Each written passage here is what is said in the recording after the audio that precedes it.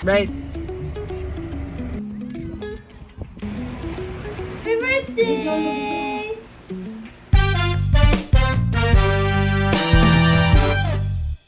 Kumusta po? John here. Samahan niyo ako today as we celebrate Bright's 4th birthday. Happy birthday, Bright! And papaliguan ko din siya mamaya. Brush muna natin siya para hindi siya buhol-buhol mamaya.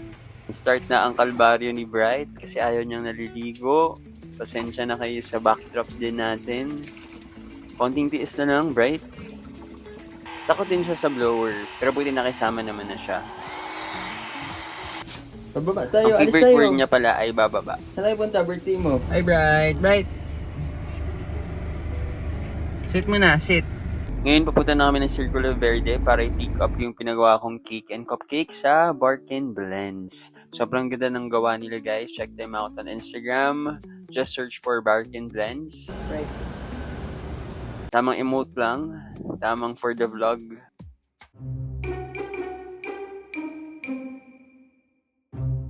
At start na po ang aming road to 3,000 steps. Literal 3K steps yan sa fitness app ko.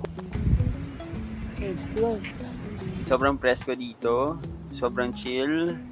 And quality time. Mga 10 minutes din kaming nakaupo dyan. At 10 minutes din yung tripod sa harap ko.